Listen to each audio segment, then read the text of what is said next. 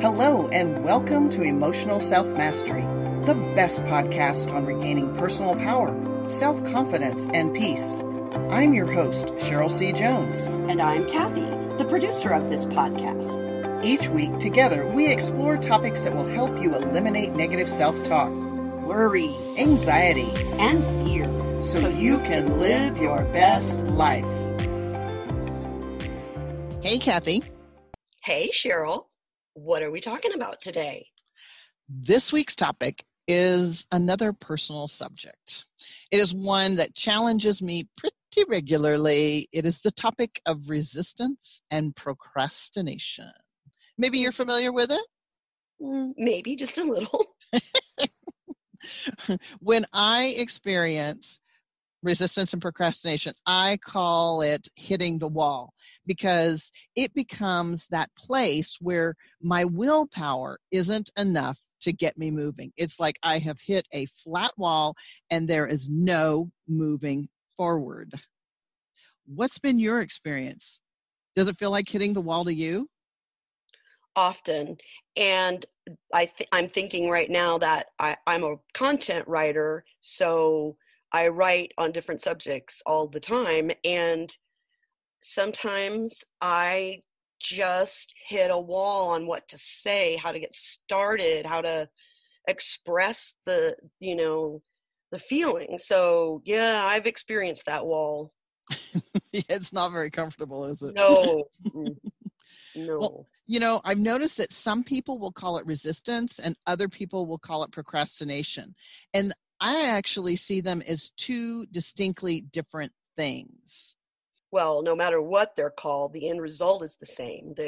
There's no forward movement on the project or task or towards the goal. Well, yeah, that's for sure. Well, let's look at the two and see how they're different and check in with Merriam-Webster to find out what the definitions of them are. So let's start with resistance. And the synonyms.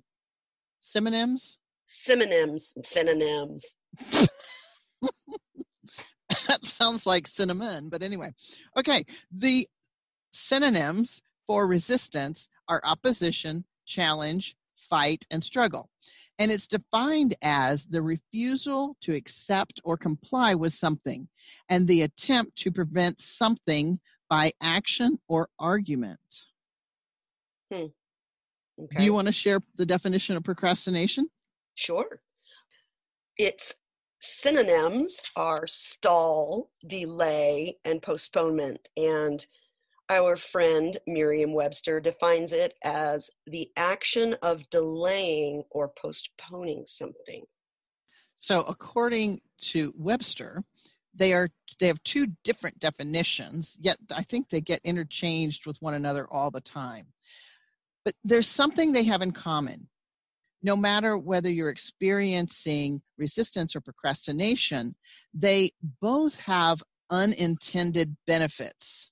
Now, let me explain what an unintended benefit is. Oh, I know what an unintended benefit is. It's like when you go to the grocery store to buy laundry detergent and you get a free box of dryer sheets too. Free. Ooh. In addition to. Where was that sale? I missed that one. You're right, though. You're exactly right. It's when you gain something that you didn't set out to actually go after or intend to go after in the beginning. So you're absolutely right. So another example might be if you decided to sign up for a complimentary discovery session with me to learn how my coaching strategy is different than other coaches, because it is. And at the end of that session, you were able to identify what's been holding you back from achieving your goals. Now, your original intention was to learn about my process and style, but you ended up with much more. That much more is the unintended benefit. So, make sense? Yes. The unintended benefit in this illustration is that you learn a little bit about yourself in the process. Exactly. And maybe identify exactly the thing that's standing in your way. And gosh, wouldn't that be helpful to know? So often we don't know. Right. So let's look at the unintended benefits for resistance and procrastination. And let's start with resistance first. When we experience resistance, we're refusing to comply. A very personal example is that everyone in my family, my 2 sons and my husband, all have iPhones. And I constantly get razzed by my children. They say, well, Mom, if only you had an iPhone, then we could do this or that. And I am totally resistant to making the change because my brain doesn't operate on the fruit frequency. I am a PC Android girl, and I am very resistant to changing over to fruit-based telephones and computers. Are you sure you're just not afraid to do something different? Yes, ma'am. I am sure, because I do have an iMac, and it takes all that I can muster up to figure out how to use it. So what do? I revert back over to the easy way. I'd rather spend my time focusing on other things and not on trying to learn a new way of thinking or processing. So a new way of talking on a telephone. When you can see each other. What's that called? Oh, you have an iPhone. You know what it's called. What's it called? What is it called? FaceTime. Oh, FaceTime, yes. FaceTime either. Yeah. So, Kathy, where have you noticed resistance in your life? Well, I am pretty perfect, but I'll try to keep that in mind. Yeah, but my kids, on the other hand, I think I learned quite a bit about resistance with my children. Resisting every rule or take out the trash. Yes, resistance shows up in a lot of ways, definitely. There's another thing about resistance. Resistance could be trying to tell you something. It might not just be, I don't want to do it kind of thing. It might be that there is a purpose behind it. What I mean is that maybe the universe is trying to tell you something, like cause you to slow down because there's something that you need to become aware of, or you need to allow the universe to work out whatever it is before you move forward. And I had an experience just yesterday. I bought a new computer and I got it all set up, and it came up to the screen and all this computer back-end jargon that I know nothing about. I'm good with applications, just not good with that back-end stuff. And I went up to the little box to close it, the little X, and it said, "You have not changed your BIOS." Yes, no. I'm like, what's a BIOS? And no, I'm not going to change it. You're a brand new computer. So I clicked no, and it restarted and came up to the same place again. And I'm like, ay. And so then you kicked it? No, I didn't kick it, but I did click yes, and it closed again and came back up to the same thing. So I finally walked away from it. And this morning I came in, it had turned itself off last night, and I came in and I turned it on, and it had the beautiful screen where the icons were that I was supposed to see, and none of that BIOS stuff anymore. So nice. So sometimes the universe just wants you to wait a while longer. I get it. Yeah. And sometimes it's a warning. I don't think my situation with the computer was a warning, but sometimes it wants you to slow down just so you can see what's going on, because you might be about to make a big investment or take a big step, and the universe wants you to contemplate that and look at that before you do it. One of the things that happened not too long ago, my husband and I were in New York, and we were headed to the LaGuardia airport after visiting some family. And during the ride to the airport, which we were in New Jersey, it was a long ride, I became more and more anxious. And as we got closer and closer to the airport, my stomach got tighter and tighter, and the discomfort just kept intensifying. And especially when we got out of the car, I was like, I did not want to get on this plane. I didn't know what it's about, but I just knew this was not going to be good. And we got to the gate. We're waiting for a really long time. And then the announcement came over the PA that said our flight would be delayed. And I was like, oh dear. And my stomach just kind of like sank a little bit further. And so my husband Marvin went up to the desk to ask what was going on. And he learned that they were replacing the pilot's window because it had a crack in it. And I think back after, knowing that now, and I'm like, who knows what might have happened with the pressure in the airplane had we gone up with a crack in the pilot's window. Yeah. I mean, who knows, right? And Right. so it was kind of like the universe was telling me, put the brakes on, put the brakes on. And of course, everything, we understood what was going on finally, but it was all purposeful. Right. Exactly. Okay. That makes sense. What about procrastination? Well, Kathy, how often have you tried to muscle through procrastination? Force yourself to do something you didn't feel inspired to do. Pretty often.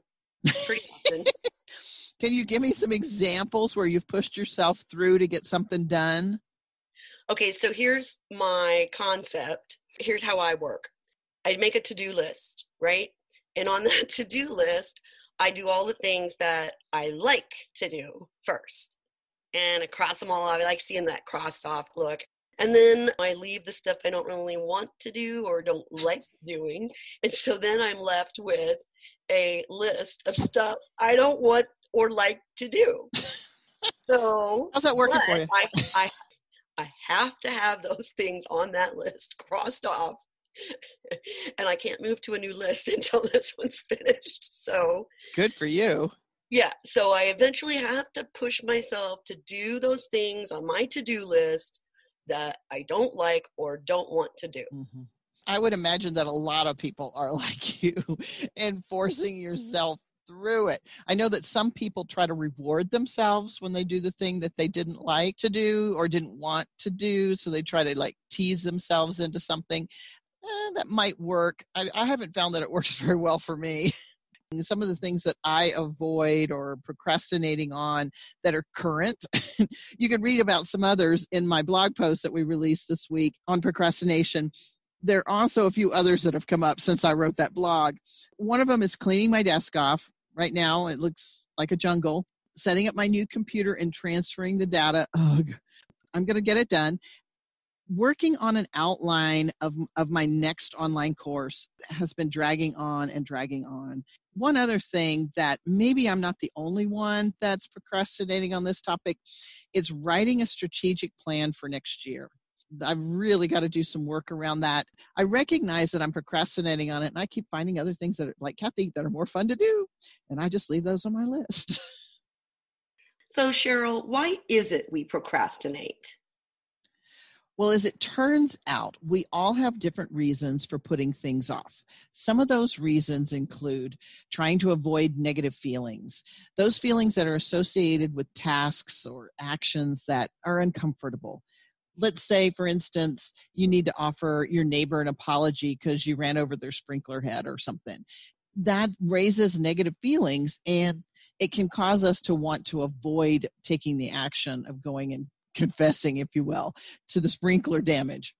Another one is perfectionism. Very often we're afraid that we might not get it right or perfect. Fear of failure. We're afraid that it won't work out, or that we will, be awful at whatever it is. Another one is fear of criticism or judgment. And this is true for so many people. It's amazing. Words are so powerful and we don't realize it. And so many people don't move forward on actions and plans that they have and goals that they have because of the fear of judgment and criticism. Another one is low self-esteem. Depression is also one.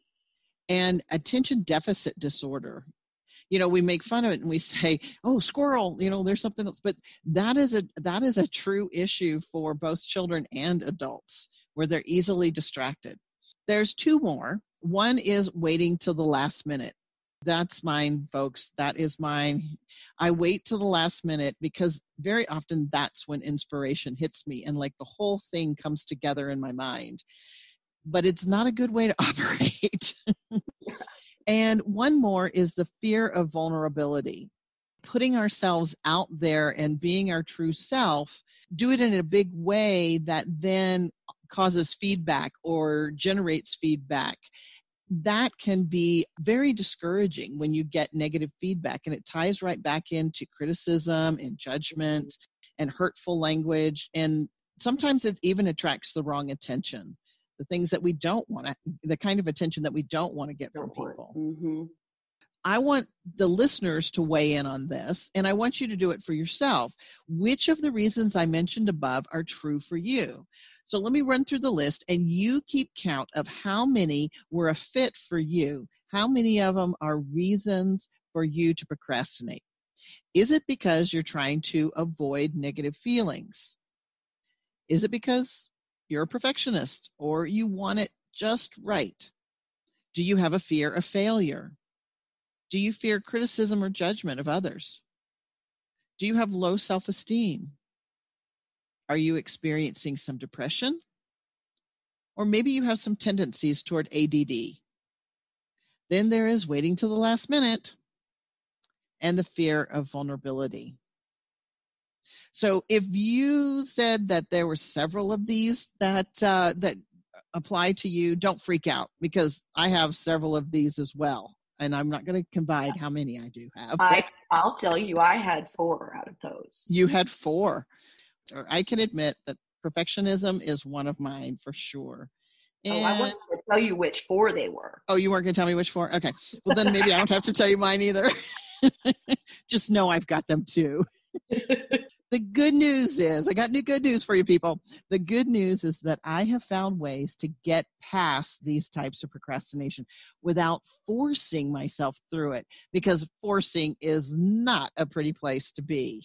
Well, I just assumed that forcing yourself to do it was just a way of life. You mean there's an alternative, huh? There are a couple alternatives. What do we do to overcome resistance and procrastination?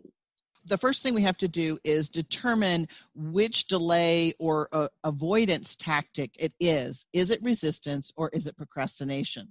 Now, if it's resistance, then we need to study the situation and actively listen to what your intuition is trying to tell you. You want to ask your intuition, what's going on here? Is it that I'm not measuring up, or some other self-defeating thought process, or is it there's something, out of balance that I need to identify here before I take my next steps? Okay, so that's resistance, but how do you identify procrastination? If it's not resistance, it probably is procrastination. So one of the things that I suggest doing is, there's a quote every time I think about getting past procrastination. There's a quote that comes to mind by Lao Tzu. And he said, "The journey of 1,000 miles begins with a single step." What he's saying there is, to get beyond the procrastination, you need only take one step in the direction of the thing that you've been procrastinating on. That first step will give you the momentum to take you to the next step and the next step. That reminds me of when my kids were growing up and they would have a project due for school, and it would just seem such a big deal. I can remember science fair and their resistance to starting science fair projects. And I would tell them each time, don't see it as a mountain. Chunk it down into little hills, and you just conquer them one by one rock at a time. That helped me. I don't know if it necessarily helped them. But. Maybe I need to use your chunking idea for that online course I'm trying to develop. I love that. I'm thinking about it as small rocks or instead of a mountain. That's a really good idea, because there's structures to it, and that makes sense. What needs to come first, but maybe you don't always do it in the first layer first. I know that sometimes when I write a chunk that ends up in the middle of a blog post instead of the beginning or the end. I did that when I wrote my book as well. I wrote it in chunks. And so chunks are a really good way to move past procrastination. There's another simple tip you could try that helps you Align your energy, because so often when we're procrastinating, there's this angst that's going on within our body. And that anxiety stirs up a lot of unnecessary emotions. But if you will tap on your collarbone, use both hands and use your fingertips and tap on your collarbone, it starts to calm down your sympathetic nervous system. If you continue to tap and use the following statement, and we'll put this statement in the show notes so that you'll have it and can reference it. As you tap on your collarbone, if you say, even though I'm procrastinating on getting this task started, I accept myself just the way I am. Then you keep tapping on your collarbone and list all the reasons you're not starting it. Well, you might say, I'm worried that I'm going to get it wrong. What if they don't like it? What if it's not perfect and it's 100% right? What if I'm criticized or made fun of? You might say, I don't have enough time. Whatever comes to your mind, just keep tapping until you've exhausted all the reasons you haven't started the task or the project. Then when you're done, take 2 deep breaths and let them out. And then take your first step on the project. And that might be that you need to pick up the phone and call somebody, or you might need to brainstorm some ideas on a piece of paper, or it may be that you just need to get up out of your chair. Whatever it is, take a single step in that direction. However, sometimes, even though you go through the steps and follow the tips, you still can't quite figure out what it is that's holding you back or got you stuck or causing you to procrastinate. So then what can we do? That's where I can help. In fact, many of my clients have told me that I'm amazing when it comes to detecting and solving the mysteries of their procrastination and being stuck. I will vouch for that. I would say, been your client, but I've really been your student for many, many years now. And I can vouch for the fact that you are able to help people quickly identify issues that are holding them from getting started, from moving forward, from making a change, anything sort of a mindset issue. And like I said, you don't dilly-dally around. It usually comes out pretty quickly. Let's get to it. Absolutely. Those of you who are listening, you don't have to wait. You can schedule a complimentary 30-minute discovery session with me, and you can discover what's causing you to procrastinate or feel stuck. And if you'd like to do that, you can do that at bit.ly, and that's bit.ly/discover mastery. And we'll put that in the show notes as well. Okay, so what's the bottom line here? The bottom line is that procrastination is an indication that something is going on behind the scenes, something in your mind that may not be very obvious to you. So if you tried these tips that we've outlined here in this episode and you're still struggling, don't wait. Give me a call. No one should have to struggle anymore. And we wish you the very best and want you to be as productive as you want to be, without resistance and without procrastination. Thanks for tuning in to Emotional Self-Mastery. We'll be back next Thursday with a new topic to help you reclaim your personal power and self-confidence. Please be sure to subscribe to and like this podcast and share it with a friend. And if you want a deeper dive into emotional self-mastery, get Cheryl's book by the same title on Amazon. Download the first chapter for free on her website under the book tab. Want to receive a full recap of this week's content with resources and helpful hints? Sign up on the first page of my website at simplythebestresults.com. Talk to you next week.